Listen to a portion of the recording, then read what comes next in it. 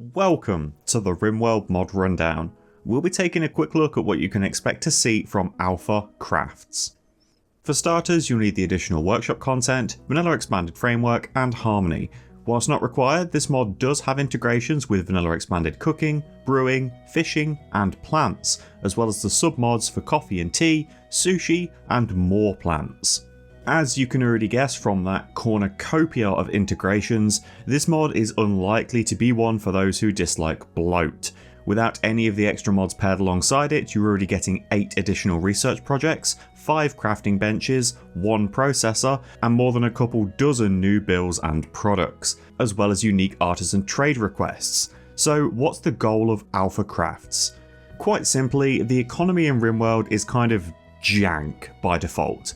There are very few options when it comes to producing trade goods that actually make any meaningful profit, especially when compared to the simplicity of just throwing raw materials or accumulated junk at traders for the plain and simple silver that you can work with later. Sarg has put up a great profitability calculator, which is linked on the mod's workshop page, to show just how minuscule the margins are on vanilla goods like beer, flake, or smoke leaf. So whilst you can make a decent bit of scratch dealing in go juice or wake up, the materials needed for those are a lot more troublesome to come by. You're already going to have a wider range of trade options thanks to the items from those integrated mods, if you're using them, with these included in the comparison page too. You'll find things like vodka, gin, whiskey, cigars, and soda all make pretty good money, but the alcohol options are quite time intensive, and selling cigars likely means you need to take orders from men that run scam online courses, and unironically call their clubhouse the War Room, like they aren't the biggest fucking dorks on the planet. Alpha Crafts fills out that middle ground, with almost all of the products having a profit within range of 40 to 75% per unit, when compared to its ingredient cost, which is vastly different to the huge swings you get of basically zero profit or all of the profit from those previously mentioned goods. Again, is everyone going to need to go this deep on their in-game economy? Nah. But this is great when you pair it with the price fluctuations from Vanilla Trading Expanded. It actually keeps you on your toes with what's in your stockpile, rather than just filling yet another trade caravan with substances that are driving the population into crippling addictions. This is fantastic. I'm in heaven. Let's get into what the mod actually contains then. If you watch the coverage on Alpha Books, the new quest works similarly with Alpha Crafts, in that it fires outside of your storyteller settings. This means it will reliably show up regardless of what other events the game is throwing your way. There are settings in the mod options to increase or decrease the frequency of this artisan trade request, as well as disable it entirely. Whilst we're in this menu, you can also see that if you want to, you can increase or decrease the market value of all of the artisan goods too, in case you wanted to make absolute bank selling a single jar of jam. These artisan trade quests work just like a normal trade quest, only that they're limited to the pool of artisanal trade goods that have come in with Alpha Crafts. So instead of providing a Civil Outlander Union 40 pairs of normal quality pants, instead they request a pallet of high fructose corn syrup, so you know their cola tastes like absolute ass. Real factions use sugar. We're going to go through all of the mod's research projects one by one and cover what they unlock. At the end, we'll throw on all of the integration mods and see what else pops up in the crafting builds and processes. And then finally, we'll go over all of the condiment options for some of these items. First up then, miscellaneous artisanal crafting. Thinking that every crash landed group starts with this research makes me smile. I just have this image of one of the surviving colonists being really big into essential oils or healing crystals, and the other two being sick to death of hearing about how they should be dabbing lavender behind their ears whilst dying of the plague.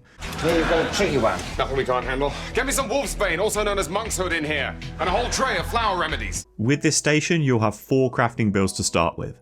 Well worth remembering that if you are going to be running this mod with things like vanilla expanded plants and cooking, you're going to have significantly more ingredient options available than you will with just Alpha Crafts enabled. This station itself is a handcrafting bench, so expect a 50% work speed factor as standard. Fortunately, it only costs 15 steel and 50 wood to build, with a very small footprint. So it's extremely easy to get one of these down nice and early to make the most use of your excess items, if you're finding your stockpiles are often a little bit full. You'll be able to churn butter from corn, milk, chocolate or smoke leaf, create aloe vera salves with herbal medicine, extract the essence from berries or dye, and press the oil from corn or smoke leaf.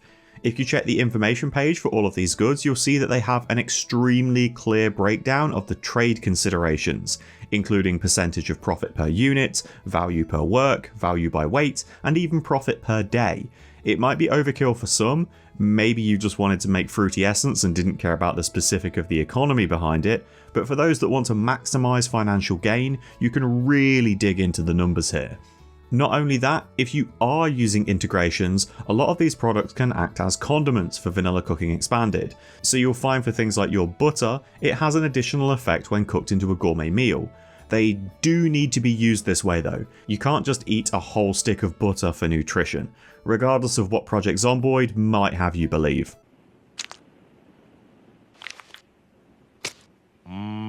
Fattening. From here, we're going to unlock artisanal grinding, which gets the grinder and 4 recipes to go along with it. The building itself needs 50 steel, 5 plasteel, and consumes 50 watts of power. This is also a really small station that fits easily into a kitchen setup and can be used during a cook's downtime when the meal bills have been satisfied. It can be used to produce specialty flour from corn, potatoes, or rice, turn potatoes into chips, by which I mean crisps, and you can blend potatoes into a puree too, with a bit more time. Or you can use the grinder to render down meat into a stock, eventually having it become gravy.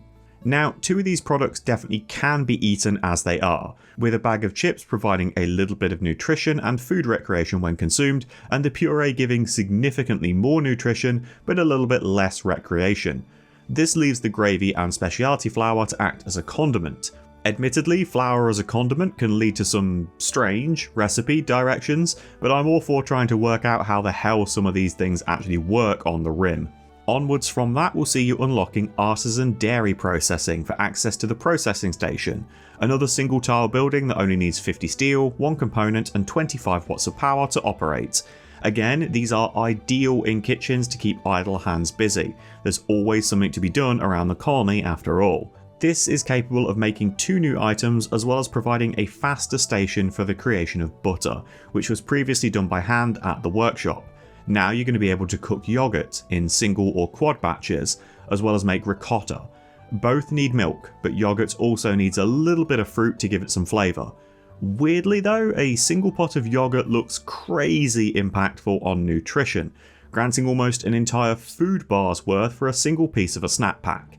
But if you step back and compare it to the previously mentioned recipes, with 100 potatoes making 30 portions of mash, that works out to 5 nutrition being processed into 9.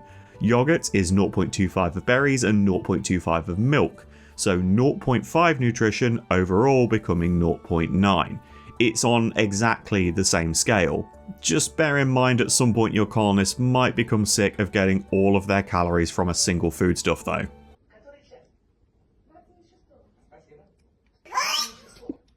Ricotta is significantly worse for nutrition, but it's straightforward enough to make and it fulfills a little recreation too. Then you've got the oil extraction research and the oil press building. Again, it's only little, needing a single tile, takes 50 steel, 10 chem fuel and 30 watts of power. This will give you access to a faster bill for pressing oil, rather than using the manual workbench, as well as the first double dip process, which involves clarifying butter into ghee, as well as the ability to extract perfume from berries or dye. As butter is already an ingredient that requires processing, this additional step goes on to greatly increase the value of that trade good overall, with the cost being quite a considerable amount of additional work. Remember too that this is profit on profit, as the butter has already gained significant value over the raw ingredients that it took to create. Perfume, whilst using the same ingredients as essence, sells for a much higher price whilst losing the ability to be used as a condiment. So if you aren't going to be making gourmet meals, it's generally the better choice to make for the most profit possible out of the ingredients. Not only that, you can even select the perfume and then choose a colonist to apply it, or select a colonist and order them to do it via a right-click menu. This grants them a 24-hour buff to social impact and negotiation. The next research is bottling techniques, aka the Manchester Special. Let's do it! I'm out on a golf course. Hey, what is going here, huh? Oh, I was just looking for the other half of this bottle, and oh, there's some of it right there's some right there. The bottling station is a little bigger than the other structures we've unlocked so far, but it's still more than manageable. It takes just 75 steel, 1 component and 50 watts of power. But if you aren't using a lot of the other integrated mods, this is going to appear very underwhelming at first. It offers just a single bill to make high fructose corn syrup. While the process uses both a huge amount of ingredients and work, it's really straightforward and provides more than a 50% increase in profit per unit. As with most food processes, this syrup can be used as a condiment too. Then you have vinegar brewing. Again, this research will be a little bare if you aren't using expanded content. This unlocks the artisan fermenter and it works a little bit differently to the other benches you'll have been playing with until now. The fermenter needs 50 steel, 1 component and 50 watts of power, but best of all, it works in the background processing for your colonists rather than needing active work. Throwing just 50 rice into this fermenter will result in 25 bottles of vinegar after 10 days of running time, and whilst you can stack multiple bills up on the page for the processor, it only works on one at a time. Vinegar is another condiment of choice for gourmet meals and it packs a huge increase in profit per unit. Especially strong as for the majority of players, you're probably going to be sitting on a freezer full of rice already, because it's the crop of choice for fertile soil. It's a super easy trade good to have just ticking away whilst you're getting on with other things. From there you have artisanal fermentation, which unlocks a lot more potential for the fermenter as well as another double dip process. Now you can make kefir from milk, which lowers its overall nutrition value but it ups the market value. You can turn rice into sake rather than vinegar now. It's a fairly safe alcoholic drink that lowers mental break threshold and is super easy to use when fulfilling the need of a chemical interest or fascination colonist. Chances are you already have rice planted, so this saves you needing to make another field for psychite or hops. You just need a handful of fermenters is all, as it's not a very quick process. Sake isn't the only alcohol though. You can also turn chocolate into chocolate liqueur. This is faster to produce, but it'll take longer for the cocoa trees to reach maturity, so swings and roundabouts. The drink itself is another safe choice in terms of alcohol with a quick safe dose interval and a minor pain shock threshold buff to the imbiber. The other double dip process is turning yogurt into lassi, which will drop a huge amount of its nutritional value for far more profit on the individual items. So make sure if you're going to go this route that food allowances are set accordingly. The last thing you need is colonists absolutely breezing through your most profitable food items rather than eating the meals you made for them. Not everything needs gravy. You know, there's some carrots down at the other end. That cheesecake was for everyone. Finally, you have complex artisanal crafting, which unlocks 7 new recipes across your other stations. At the bottling station, you'll now find artisanal mayonnaise, infused mayonnaise, pickles, and pickled eggs. At the workshop, you'll be able to create scented candles and soap. And finally, at the dairy station, you can now make sour cream. All of these are a double dip process. You'll need to have another processed item to work on these, so it's not likely going to be a research that you want to rush to unlock. The scented candles and soap act purely as a trade good, giving you a way to make any essence that you crafted more profitable, either by combining it with butter to make candles or oil to make soap. It's the same for everything at the bottling station. They are purely trade goods. You need eggs, vinegar and oil to make artisanal mayo, which can then be triple dipped to make infused mayo by combining it with dye or smoke leaf, leaving a single jar of infused mayo sitting at 130 silver in market value. If you cut the oil and just use eggs and vinegar, you can make pickled eggs, or expand it a little wider and just use the vinegar to pickle any vegetable you would like.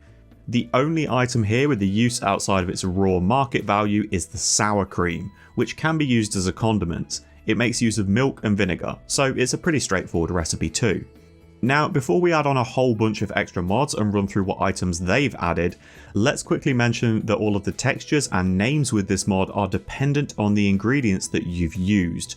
For example, if you make butter using corn, milk, smoke leaf or chocolate, they all have different appearances. But whilst those name and appearances may be different, they are still classed as the same item. So having 4 different ingredients in use isn't going to bloat your stockpile with 4 different stacks of individual butter. These things are purely cosmetic. It isn't that punishing. So let's flip on all of these extra integrations and see what that's done for our potential crafting builds, shall we?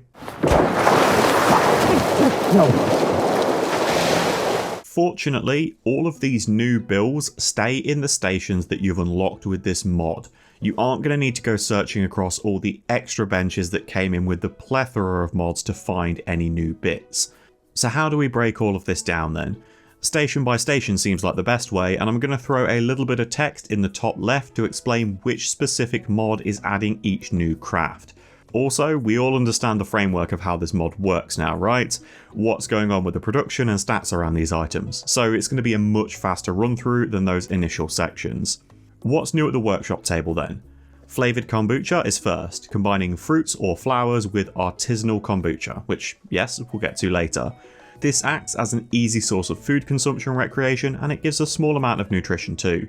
Pipe tobacco gives you another use for tobacco leaves, and I still consider smoke to be one of the easiest and most potent drug options included with the expanded series of mods. Smoke. This is no exception.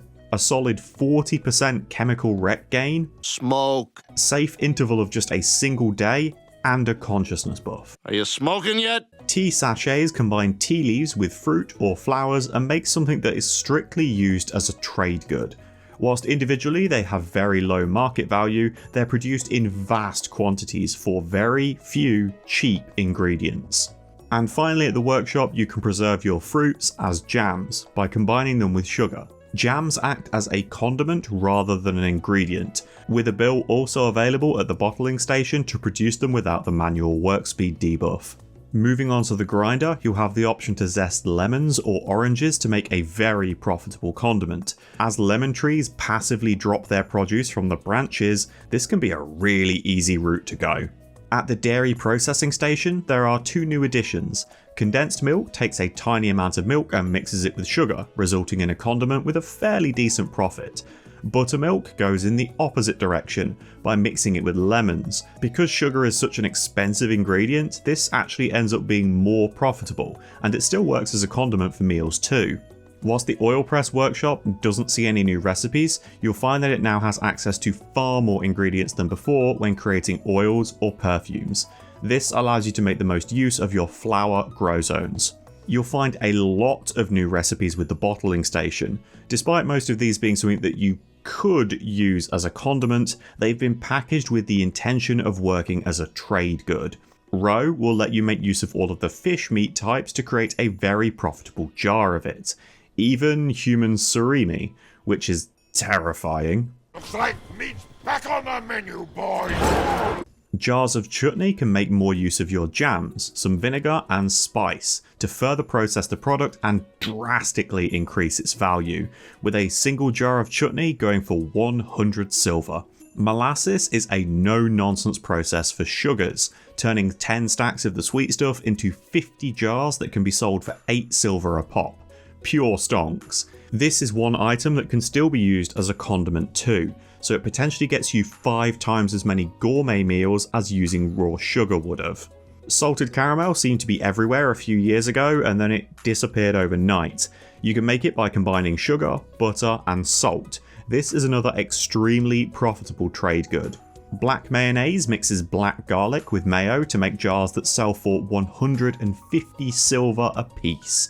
While not technically the most profitable when compared to ingredient costs, things like chutney, zest, vodka, gin or whiskey, or wear that crown, this is an extremely easy thing to throw into a caravan and then absolutely rinse a nearby town of their silver supply. Surströmming can once again make use of human surimi. By adding salt to fish and wrapping it up inside a little steel can, you can make your own biological warfare device. Just pull the pin, throw it into an enclosed space, and wait for any inhabitants to come out retching their guts up. Kimchi is another super straightforward one to make. All you need is cabbage and spices. Kimchi is a trade good that deals well in volume rather than individual pieces, so you're going to want a large stack of it to make any meaningful profit. Chica Morada is really damn specific in what it wants. You're going to need some varied grow zones to get your hands on it. It takes corn, pineapple, spice, and sugar, but it's a pretty profitable drink to stock, with a reasonable food recreation gain too. It just becomes a little bit fiddly to make sure you've got all of the parts to hand all of the time to reliably produce it all. And that just leaves the fermenter. It's another one that you will find has a lot of new potential with previously mentioned recipes, like apples, tomatoes, or coconuts now being available to make into vinegar. Fish sauce gives you another easy passive use for any excess fish in storage, so if you're making use of nets to passively catch fish, you can make use of fermenters to passively process them too. It's a really easy condiment or trade good. If you've grown nothing but beets and your colonists have horrifying blood red morning poops, you can instead turn them into beet kvass. This is a standard alcohol that helps with immunity gain speed. It's useful to have around in colonies with immunocompromised xenotypes, as it can assist with your illness events. If you're in a biome that supports good soybean growth, miso is a fairly long fermentation process that results in a reasonably valuable condiment option. Artisanal kombucha can be made by fermenting tea, so you can easily split your tea leaves across a couple of different drinks if you're using mods that lean on consuming a more varied diet. Equally, if you're growing coffee beans, you can also ferment coffee liqueur, rather than just brewing cups of java. It's another relatively safe alcohol with a single day for its safe interval, offering buffs to global learning factor and global work speed, continuing to prove my point that coffee is just a superior drink. I don't care if I'm British, hot bean water is better than hot leaf water. Why you boring me? I'm right. Black garlic is a really quick fermentation process that boosts the value of garlic and allows it to be used as a condiment. It's useful to have this sitting underneath your other bills, so if a fermenter is ever idle, it can work on this instead. And finally, you can make sauerkraut, providing you have a lot of spare time and a freezer full of cabbage. It's a pretty decent profit on a very cheap ingredient, but you need to have multiple fermenters around your base if you want to make this, due to how long it puts the machine out of commission whilst it's working. So all that leaves to cover is the condiment effects then. If you don't find yourself making use of gourmet meals due to the work and ingredient intensive nature, but do still want access to the buffs that they have to offer, consider using sourced meals and bakes. It allows you to put condiments on simple, fine and lavish meals. Really quickly then, rapid fire time. All of these effects last for 12 hours after consuming a meal that uses them, unless stated otherwise. Butter will give you a 10% bonus to blood pumping. Essence increases medical 10 speed and operation speed by 5%. Specialty flour grants a +3 mood bonus. Gravy buffs animal gather speed and yield by 10%. High fructose corn syrup increases movement by 20%, at the cost of a 5% manipulation penalty.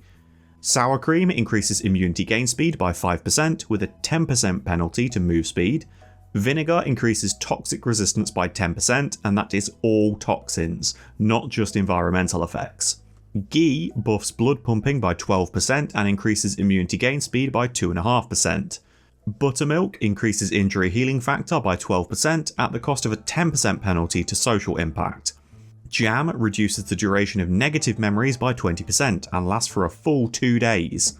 Molasses provides a 5% bonus to global learning factor and a 5% reduction to rest fall rate.